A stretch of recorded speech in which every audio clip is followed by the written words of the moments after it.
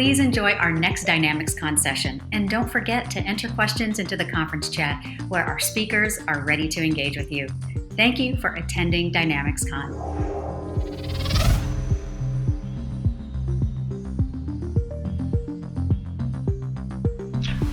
All right. Hey, good afternoon, good morning, good evening, whatever time it is in the part of the world you hail from. Welcome to our session, 7 Habits of Highly Effective CRM Leaders, where we're going to dive into some of the things that organizations struggle with CRM adoption and CRM technology, and some of the best practice solutions to those items.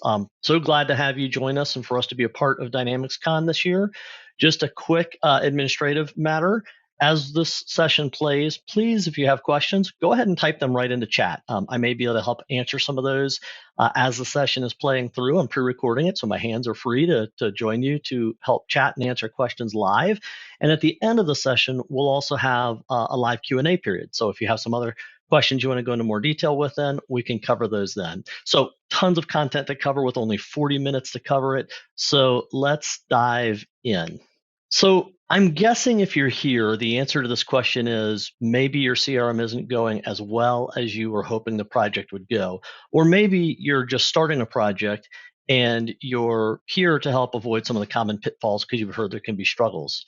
And the numbers on this slide kind of speak for themselves. The struggle really is real, but those top numbers actually don't tell the whole story. The bottom number, that 47% story, tells an even more complete story. Yes, there's a real struggle with organizations getting CRM right, with driving adoption, with having it make a difference to the bottom line. But sometimes it's even more challenging than you may be led to believe, because many organizations fail 2 or more times before they succeed. That was driven home to us a couple of years ago. We were working with a global organization, and the United States region said, we've tried 4 times, we've failed 4 times.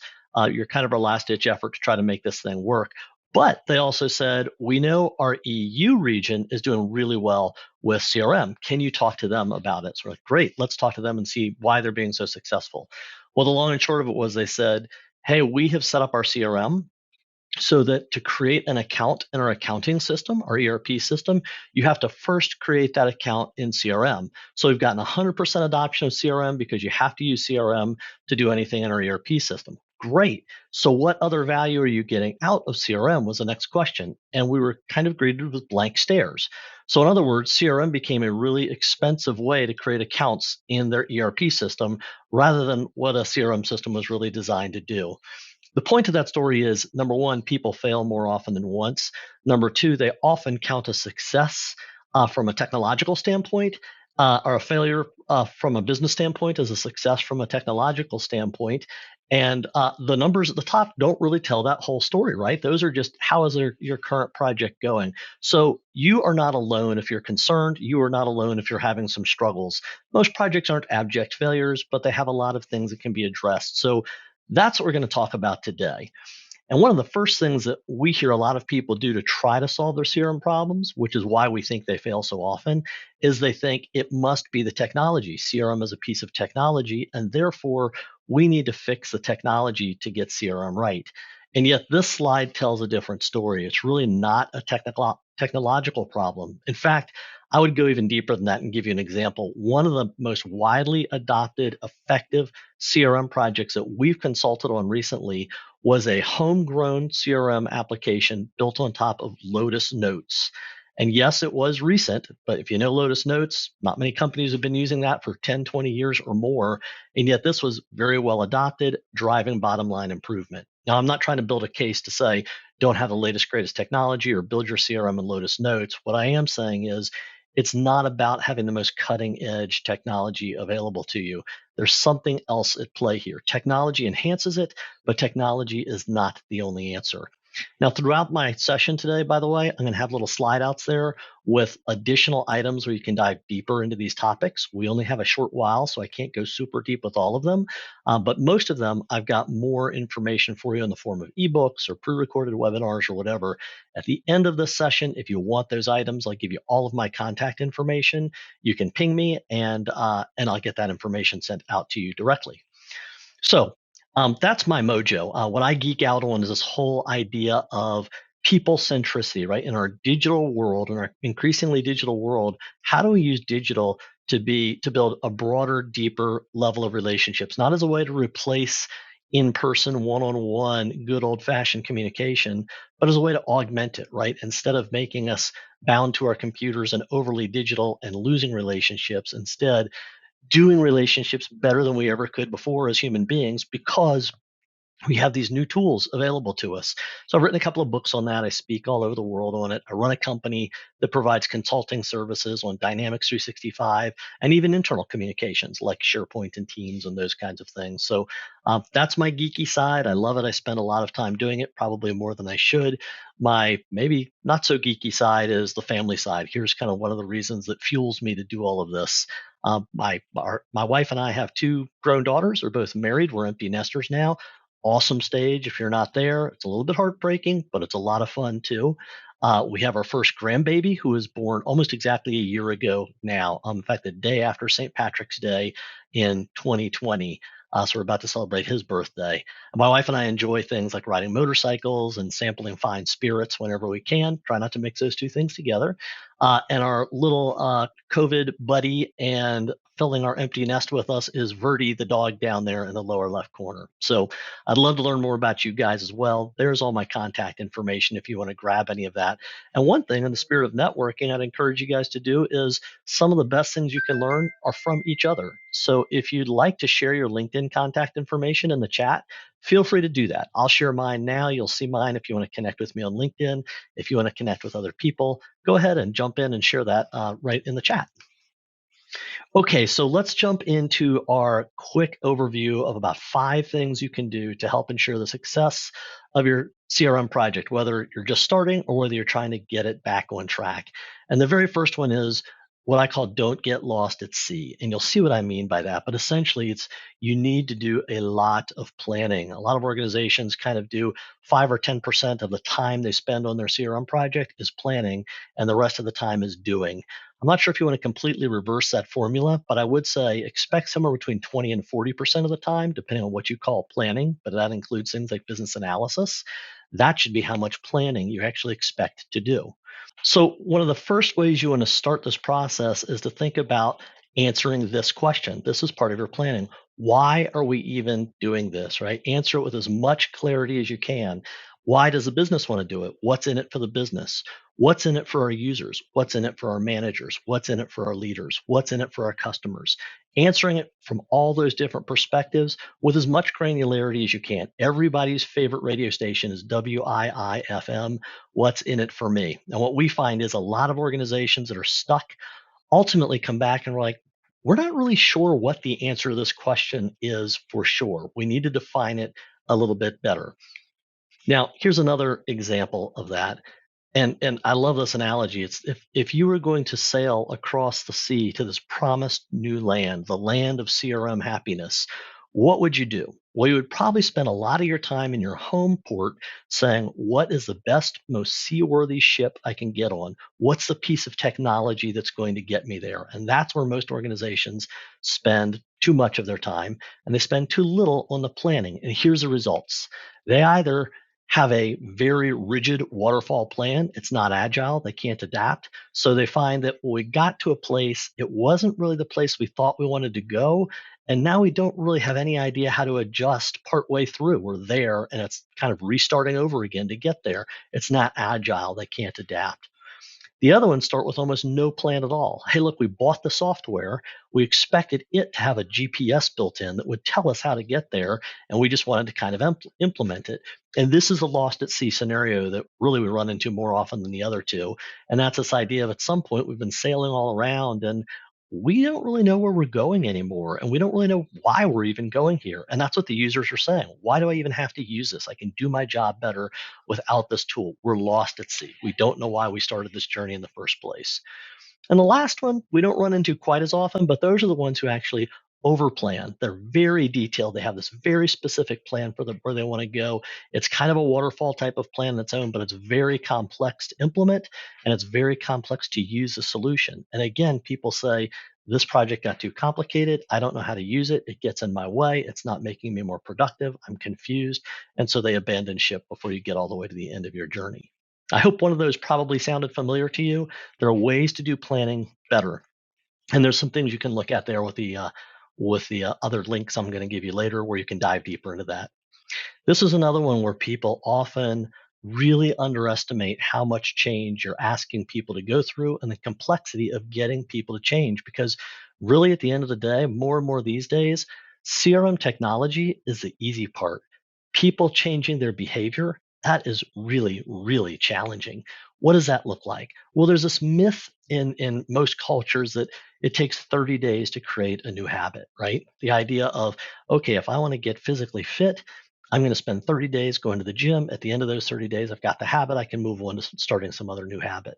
Well, according to this research from the European Journal of Social Psychology, that is not true. We're all different. Some can acquire new habits much more rapidly than others. Some take quite a long time, but it's an average of at least 60 days. The other thing we run into is a lot of people think, well, CRM is one new habit to engage in. But really, there are a lot of behavior changes involved with adopting a CRM solution. Everything from, if this is a new user interface, I'm being asked to do things I wasn't being asked to do before. Some of our clients saying, we never tracked a sales pipeline before, and now that's something we're trying to track. And that's another change. Oh, and by the way, I need to learn how to use the Outlook version and the mobile version. And I need to understand how an account and a contact are two different things, and maybe even how a lead is different from those things. Those can be an overwhelming number of things for some users to try to digest quickly. So, coming up with a more iterative approach to have a smaller number of goals to learn over these periods of time can be incredibly helpful. It can feel slow, but again, you can either go slow and correctly in the first place, you can be the tortoise that wins the race, or you can be the rabbit that has to keep going back and keep going back and picking up the pieces. And you lose a lot of your people in that process. They kind of give up and throw up their hands. So Franklin Covey says, look, 2 or 3 goals. That's what you need to focus on in any one of those 66 or so day periods. So when we hear the word slow incremental change, what I always kind of come back and tell people is, if you think you heard that correctly, you probably still need to go slower still, right? Very, very slow and methodical to get people learning a new habit and fully get them on board. Now, once it's institutionalized and you've got the majority of your people working well with it, you can speed up a little bit as you onboard new employees, but you've got to get that full adoption before you're going to do that well. Another counterintuitive area is just this idea of getting your people to use the solution to manage their activities. It's a very basic fundamental part of any CRM solution. I have heard some consultants in sessions say, you don't need your users to use activities. I I beg to differ. What we have found is, if your users aren't using activities and you're not moving them towards that, expect to eventually fail for a lot of reasons. But this is a basic block and tackle. And we're very specific about not saying tracking activities, but managing activities. CRM is not a tracking tool. CRM is a planning tool. If you're not using it for planning, you're not being proactive, and you're probably not going to ultimately get the improvements you want out of it. So you need a holistic way of thinking about and managing your activities. A little bit of the why and how, and I've got a whole ebook on that for you if you need to dive deeper into it. But any human being in any kind of business development or customer service or marketing role, the more proactive they can be, the more effective they're going to be for themselves and for their company. Of course, there's productivity enhancements to doing any kind of activity management. But it also enforces a discipline around even data cleanliness. If I'm going to plan my activities and my meetings and the locations I'm going to those meetings, guess what I'm going to have to do? I'm going to have to make sure I've got the latest account and contact and address information in the system. It's also going to drive some accountability. Look, accountability is sort of a bad word in today's business culture, but it's so important to doing this successfully. Remember earlier I said it's not all about technology. Look, I've got on a watch that does fitness tracking today, right? I love my fitness tracking gadget. It's really cool. But honestly, this is not the solution to my fitness problems. I've used one for years, and my fitness did not change much until I actually built in more discipline, more accountability. CRM is a fitness monitoring tool, right? It helps with planning, it helps with accountability. But if you don't believe in those things and don't institutionalize those things as a part of what you're doing with CRM, you're going to miss the boat. There's a lot of other things I could go through on the slide. On the right hand side of this is the idea of how to do activity management. Suffice it to say, remember, when you look at these 4 boxes, It's not just about tracking. Tracking is just the purple box, right? It's the smallest part of this.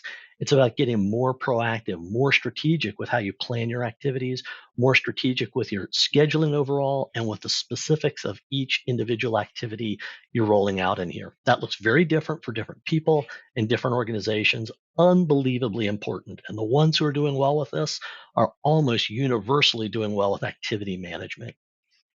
Now, by the way, if you look closely at the changes Microsoft is adding to Dynamics, they are making significant investments that really depend on users doing a good job with activity management. Some of this helps to be proactive, helps users to be more proactive with planning their activities. That's great.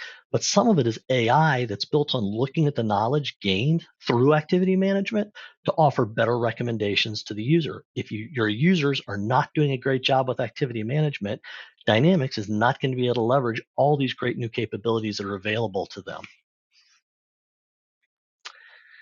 The fourth one is this idea of rethinking your processes. Don't keep doing the same things the same way, just with a new tool, but find new things you can do in better ways to help your users be more productive and help your business break through with customer differentiators. So this is the process step. And a lot of people in customer facing roles, particularly the sales and marketing customer facing roles, but also to an extent customer service, they're not fully leveraging the potential they can get out of better process improvement.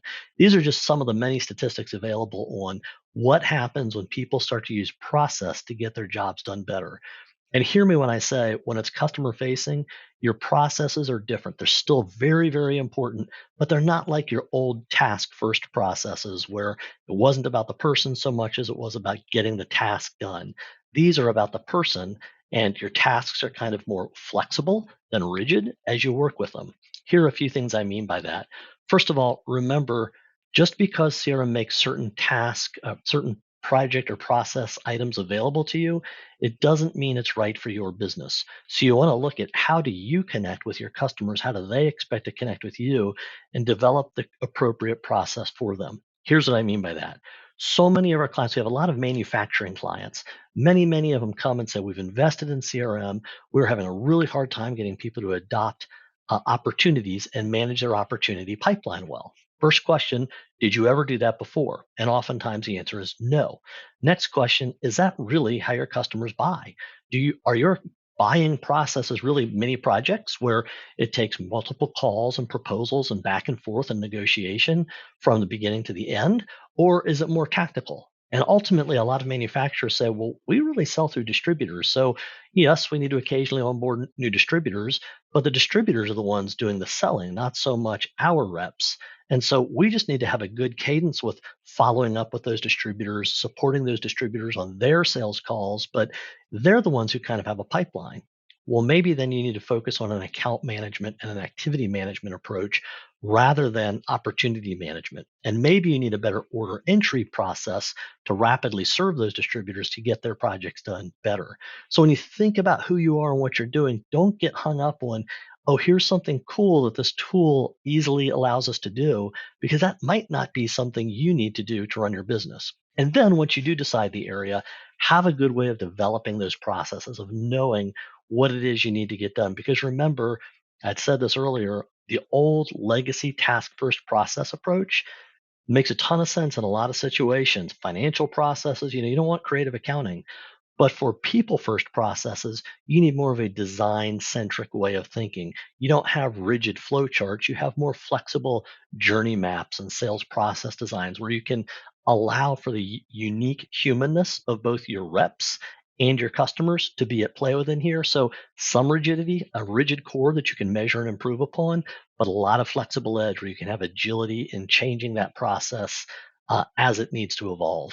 The fifth area is this idea of integrate, migrate, and eliminate. So it's not just integrating multiple systems, it's also maybe even migrating away from some legacy systems and eliminating some of them completely. Less is more is the idea here. And the reason I put that idea in front of you is because in today's world, this research says that most people have to use 25 or more systems to get their job done. And that's overwhelming our people. In fact, here's the research we did on that to kind of prove that point.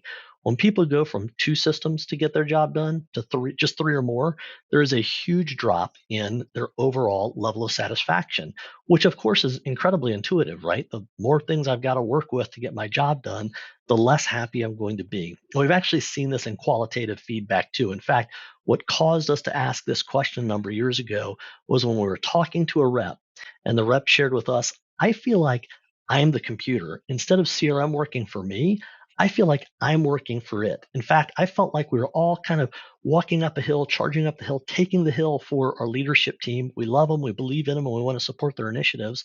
And we had a heavy pack on our back full of rocks. And those rocks had the names of different systems on them that we had to use to get our jobs done. And some executive came in one day with a rock that said CRM on it, tossed it in her backpack and said, that should help, and then walked out. And they didn't take anything out of her backpack when they did that.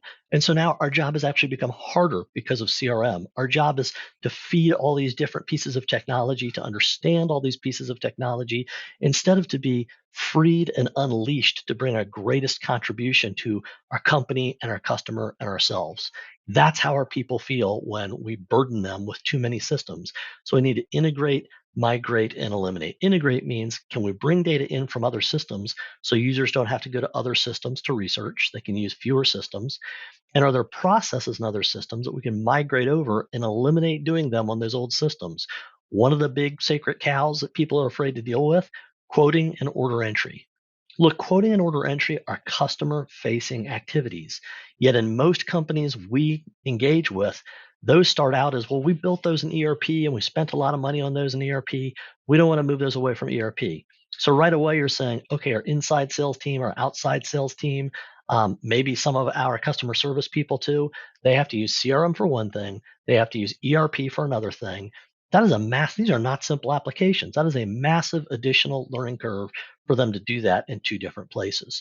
The ones I've seen be successful go, of course, we need an ERP system. We're not saying we're going to eliminate it, but let's move those customer facing activities. Let's move all of those into a system designed to be customer facing instead of trying to do them in multiple different places. That's one of many, many examples I can name, including loyalty programs we've seen get moved into and integrated with CRM solutions too. And you can do loyalty programs pretty easily, even if you're a distributor or manufacturer that don't typically do loyalty. With the strength of a CRM system, you can bring that as a huge value to your organization. And there's a ton of benefits with even enriching your data as a result of doing that well inside of your CRM system. Number six, your leaders have got to lead. In the end of the day, a dynamic CRM or any CRM application, it is as much, if not more, a leader tool as it is a rep tool.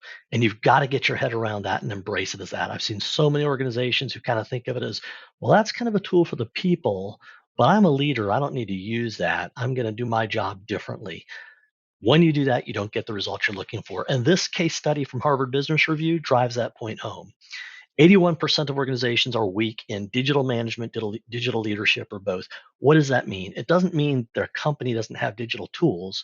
What it means is their leaders and their managers are not using digital tools like CRM as a leadership and as a management tool. What happens for the 19% that are strong leaders in that, who actually have leaders and managers who say, I'm going to be asking questions out of the CFO office and the CEO office and the COO office and the CMO office and everywhere else in the organization. And CRM is going to be one of my go-to tools to ask those questions and to participate in running this company. Revenue growth of greater than 10%. They absolutely see a change, according to Harvard Business Review, in the top and bottom line of the organization when leaders are actually engaged. And it doesn't mean they're signing off on, yes, we're going to put the budget out there. It means they're using the tool as a leadership tool and a management tool. How are they doing that? Harvard Business Review also answered that question. They tend to have digital coaches in their organization, people from outside the organizations who know how to take these folks who are often more mature, more seasoned, have a lot of business knowledge, but might be a little more intimidated by technology, and help them learn how to incorporate this into the flow of their day-to-day workflows. They also define, back to our very first topic, having a plan, a very clear digital vision. Where are we going with CRM and our other digital tools as well? And the seventh and final habit is this idea of continuous adoption. Uh, Ultimately, it's never something that's just done. right? It's something that's ongoing. You're always modifying, you're always rethinking, you're always coming at it from a different angle. Look, there's no silver bullet. I can't say if you answer the why, suddenly you'll have everybody in your organization fully adopting this tool. There are a lot of different angles you have to keep coming back in and exploring. And remember, some of what's going on here is your users almost always have legitimate gripes, right? There are things you could do better to make this a better tool for them as well. So you've got to listen to all of that, understand it, and continuously refine what you're doing, whether it's how you're managing, whether it's how you're configuring, whether it's how you're training. How do you do that? How do you identify those things? Going all the way back to our opening slide in the planning section, remember I talked about defining your why. This is your why. I'm not prescribing it. It's a little bit different for everybody. But at a high level, why are you implementing CRM? You're implementing it so you can do a better job of listening to each other and to your customers, to really hearing what they're saying so that you can understand. You can get all those good analytics, whether those analytics are looking at one customer record at a time, knowing how to handle that conversation, or whether those analytics are something done by a data scientist at an aggregate level to put together better marketing programs. When you're sitting on that foundation of listening and understanding, then you can create better connections. Better connections are process driven. Connecting is a process step. So you can have processes in place that are both uh, rigid at the core and flexible at the edges, different from old task centric processes, but that enable your people to do things that work well again and again, and enable your people to constantly discover new things that work in our ever changing workplace and our ever changing customer relationships, and institutionalize those things in the form of changes you make into the CRM system. Doing all that well, it means you're creating a place where you know what the results are. You have the metrics, you can look at them, you can track them, and you can continuously improve. That's challenging because it doesn't mean just having the metrics. That's challenging enough, but it means giving every person in your organization a voice in improving those. Everybody is at the table together. So listen, understand, connect, and know those top ones. That's what we call being powered by luck. So that's one dimension of what you're trying to do. And by the way, at the bottom of that, the last piece of that is that why question again. Good luck. So listen, understand, connect, know. Those are things you do. Anybody can do those things. Good luck.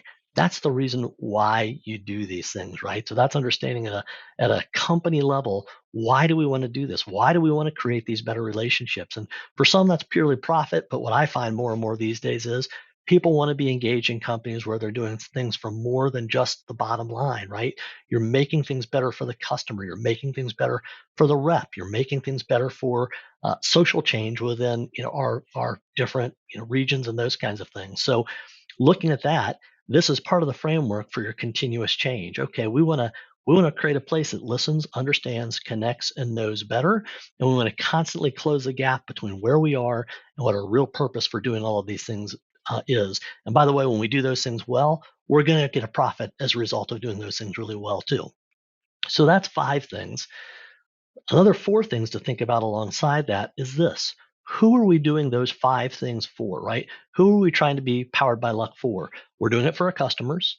We're also doing it for our users. We're doing it for our business, the bottom line of the overall business. And we're doing it for our systems. Maybe not for them, but they're intimately involved in it. So I like acronyms. So CUBS, customers, users, business, and systems. So looking at those saying, we don't just want to do luck so that we can improve the bottom line, although that's very good, but we want to be powered by luck because we're improving things for our customers and our users too. And we want to do these things in a way that aligns with our technology strategy also. So, how do you bring all of that together? As you're struggling with, how do I do CRM better and better? How do I get back on track? Think of it as a matrix like this and look at it and say, which one or ones of these stakeholders are we having struggles with? And in which of these 5 areas are we having those struggles? I can tell you every client I've ever worked with that has used this approach has ultimately found gaps in their thinking that they've been able to plug with this approach. And over the years, we've developed a ton of tools to help with each of these. Here's a sample of them. Won't have time to go into all of them today, but it's yours to take back and look at. So there are many, many, many ways to look at this and say, how can we continuously change? How can we continuously drive adoption? How can we continuously make it better for our customer? Huge innovations don't happen because you implement CRM and you turn it on and suddenly you're innovative. They happen because you're continuously looking for small tactical changes and occasionally big innovative changes that you're going to roll out. And this kind of approach helps you to find those on an ongoing basis. So look at that as a matrix because really at the end of the day, one of the things I'm trying to drive home and where I've seen the most traction overall is organizations who look like this. They really remember, always keep in front of everybody that they exist to serve people inside and outside of their organizations, right? Is profit important? Yes, profit's incredibly important, right? But people are more important, right? Profit is just your pulse. People are your heart. When someone stops you in the street and says, "Hey, how are you doing today?" You don't go, 70 beats per minute. I'm doing pretty good. Of course not. You look at your heart and say, here's how my kids are doing. Here's how my family's doing. Here's this great experience that I had recently that I want to share with you. Here's how I'm growing as a person. Those are the kinds of things that are really important to us. And it's true in business too. I would even submit to you that KPI or that profit is really just sort of one of the most important KPIs. It's not the reason you're in business. It's not the reason you do what you do, but it does tell you if you still have a pulse, and that's pretty important as well. So, some closing thoughts on all of this. We're about to open it up for Q&A with everybody. Tried to answer your questions in chat, and you can continue to use chat to submit some questions if you want to. But here's some resources. If you're fascinated with this idea of the luck principle, that is available on Amazon.com. Go out and grab yourself a copy. And actually, what I want to offer to everybody is if you reach out on my contact information and ask for a complimentary copy, I don't know how many of you are here right now. I don't know how many will respond. So I can't overinvest in this. The first 10 of you to ping me via email saying, I'd like to get a copy of the luck principle, I'll send you a free copy of the luck principle. And if you're after 10, I'll remind you with a link of where you can go get it on Amazon.com. But it's a real simple book. I made it try to be simple enough that even an executive can understand it. So hopefully it's a quick Saturday afternoon read and easy for you. I shared a ton of links with you or a ton of um, uh, other material that you can have access to. I am happy to get that to you. Ping me via LinkedIn or email or Twitter. Probably not so much in chat because I might lose track of chats after this session. And just let me know that, hey, can you send me that list of all those links to those other resources you mentioned? I'll be happy to get all of that to you.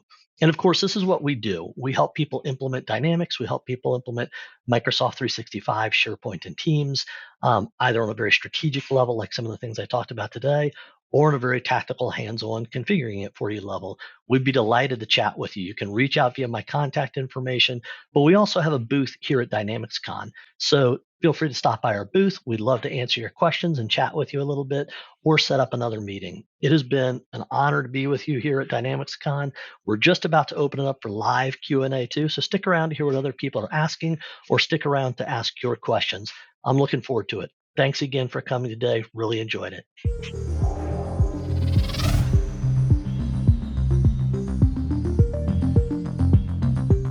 All right. So, Heidi, I was answering your question. Thank you for that, and thank you for jumping in and correcting me. So, the question Heidi sent, which is a great question, is: have you noticed any big wins within the luck principle, or does it really depend on the organization and their unique challenges?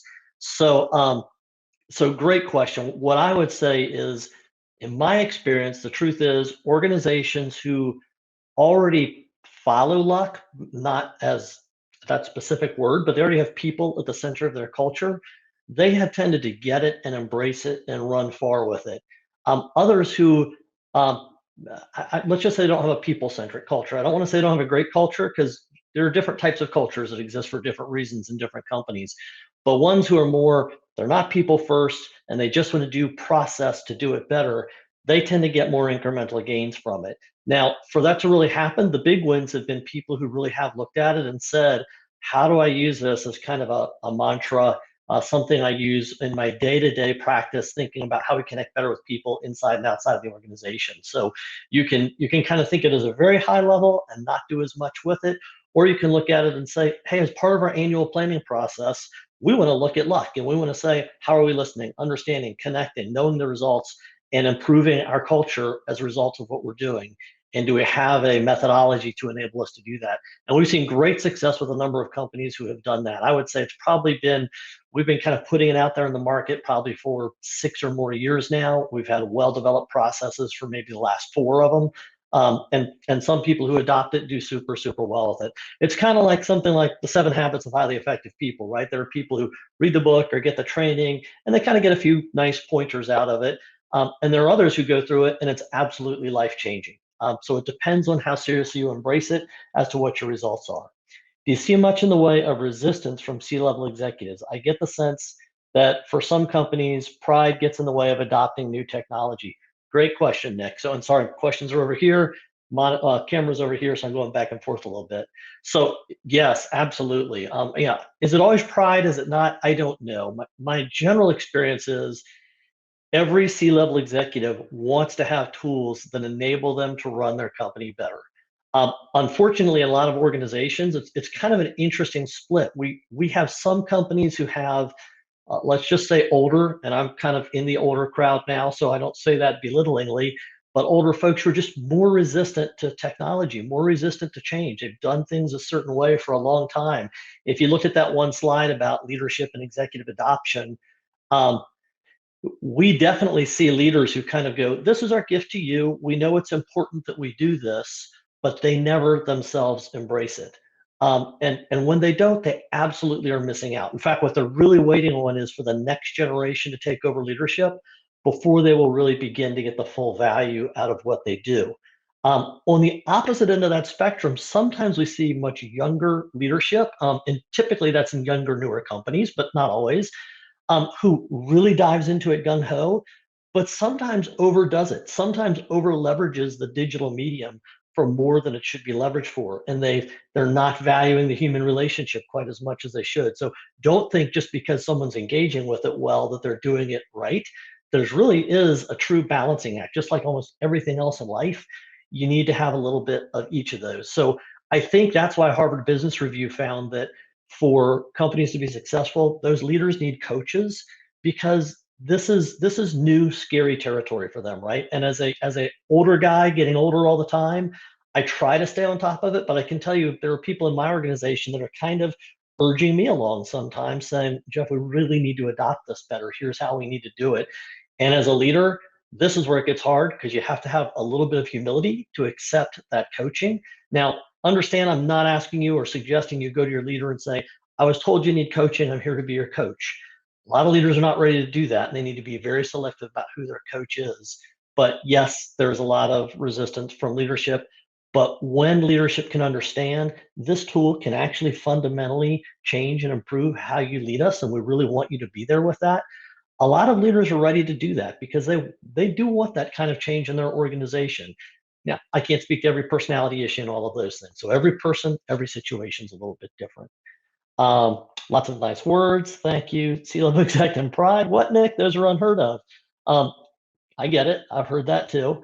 Sorry that you guys couldn't hear me. I'm scrolling through these other comments now. What I answered while you couldn't hear me was way better than the answer I gave once you could hear me. Sorry you guys had to miss that. Let's see. Okay, you guys came back. So that's all the comments I got in there. A couple of other things. If you want to chat and put more comments in there, you can. I'm going to look over at email in just a second too, just to see if anyone asked any private questions that they wanted feedback on. Remember that if you'd like to share your LinkedIn profile and connect with people here, please do. If you want to connect with me, please do. Like I said, I think I said 10 people who ping me through regular channels, not chat, I get a free copy of the Luck Principle too. I'd be happy to do that for you. As a sponsor, we're going to know if you came to this session or not. So it's not about that. It's just about, I'd love to put that book in your hands if it's something you want. And if you're one of the first 10 people, just so we can make sure we don't break the bank getting that out to everybody. And if you want to pay for it, you can go to Amazon. It's not too expensive to get there. Here's a couple things I'd like to throw out there for you guys if you're willing to share. Is there any idea you can share with this group about where you've seen great success driving adoption? I know I've got some of my esteemed colleagues in the industry here who have done amazing things. Now's your chance to share a couple of ideas. If you're client side, share anything there. Or on the converse, do you have a war story? Do you have something where you're like, oh, let me give you a doozy? And I gave you my email address. So if you're kind of like, I'd like to share something, but I don't want my name on it. If you want to share, if you're going to trust me, share an email. I'll read it without reading your name on it in just a second. Would love to hear those. I think that's fun for everybody to hear from. So one other question that we frequently get, by the way, I talked briefly about surveys. And after this session, the last time I did a version of this, someone said, do those really help? We've kind of done them. They don't seem to help us much. So here's 3 things I'd give you as a surveying approach to actually help drive adoption, behavior change, and ultimately transformation. One, do them more than once. So we call that a benchmark. So the thing about Dynamics or any CRM project, really any people first project, they're kind of pass fail. So no matter how good you do, some people are still going to say they don't like what you're doing. Um, and that can be very, very disheartening. So if you benchmark, if you do it annually or some reasonable level of frequency, at least when executives come to you and you go, hey, Geoff, I'm hearing that there's some complaints about something isn't working so well in CRM for people anymore. You can pull that up and go, well, what I can tell you is last year, this was the number one issue, and we spent a lot of time focusing on it. And this year, as we look at the feedback, that has come down a lot. Here's the other issues that we're going to focus on now too. So you can show that you're moving the needle, because sometimes those things have a long memory. Sometimes people go, oh, I'm not going to use CRM because I can never find what I want in there. The search feature is terrible. And you're like, we fixed that 2 years ago, or Microsoft gave us a fix for it 2 years ago, but people are still complaining about it, right? So being able to bring those things up and say, hey, here's how the feedback has changed over time, um, that's gonna help you out. The other thing I'd suggest with surveying is focus on gaps. So what most people do is they kind of go, how much do you like this? How much do you not like this? They just focus on satisfaction. Well, what can happen when you do that is you might find something people are really unsatisfied with, right? The bar is really small on satisfaction for that item. But if you look at how important they think that thing is, you might find they don't really think it's very important either. And so you might spend a lot of time trying to fix something people are unsatisfied with, but that they also don't care about that much. Whereas if you find something that they're closer to neutral in satisfaction, but it's off the charts important, that's where some improvement will actually really drive a lot of change. So understand the gap between satisfaction and importance. The last thing I'd say is meld this with your culture. So we do some really interesting in-depth cultural evaluation along with this. Two things you want to do with culture. You want to understand it so you can leverage it within your organization. One example, there's 6 different cultural factors that we include when we do surveying. One of them is horizontal trust. Another one is vertical trust. For one client who is very top down with their CRM strategy and having a very hard time for very many years, we found you have horrible vertical trust. For some reason, whatever reason it is, top down stuff, top down changes just don't meet with much success in your organization. But you do have great horizontal trust. So between some of your departments, say if one department starts doing something, another department's more likely to pick up on it. Understand and leverage that. So you can say, let me start with this group who can really evangelize a little bit more. It can be my power users and my ambassadors, and help spread it to this other department. Also, understand the vertical trust thing and how can you use this project to actually create cultural change too. So because CRM has potential to do that, it's a people first project, and what's culture all about? It's about people. So that's one of the things to do with some of your surveying. So let's see, we've had some more LinkedIn shares. Cool. If you've shared your LinkedIn profile, or even if you haven't, scroll through here and click on those profiles and just connect with these people on LinkedIn. It's a great way to make new friends and ask people questions after these things. War stories are the best stories. You can really learn from these sometimes. I absolutely agree. And the hard thing is, a lot of people don't want to share them, right? Not many people want to get up in front and talk about how their company has failed. Maybe because it's pride of ownership. Maybe it's because we're a little bit nervous about maybe the wrong person in my company might hear this and I may not have permission to do it. So I'm looking through comments here just to see if anyone's, lots of requests for the book. That's cool. Thank you. I'll get those out. Book. I'd love a copy of the book. Cool. So I think we're within 1 or 2 requests of having all the book available requests taken. If you haven't got one of those, get that to me right away. And it looks like we're at the end of the questions. Do remember also, I talked about more resources throughout this. A couple of times I posted links in the chat, but I've got a list of about 15 different things that were listed in there. Some of them are ebooks, some are blogs, some are videos of recorded webinars like this one. If you requested the book, I'll go ahead and get you a copy of that with the book too. But if you want those links, please just ping me. They're all out there on the web. You can search for them and find them. But if you want one succinct listing of all those, just let me know. I'll be happy to get those to you. Last question came in here. I really like the idea of focusing on frequent tactical improvements. I've been having a similar conversation in our organization about refocusing on functional tools that make a bigger difference to the user's experience. Sometimes the strategic improvements get the most attention and excitement. I agree. I think that makes a ton of sense. I think there's a balancing act there, but I love the idea of saying small tactical improvements can start to drive incremental change and not be as overwhelming. I think that's an important part of the strategy.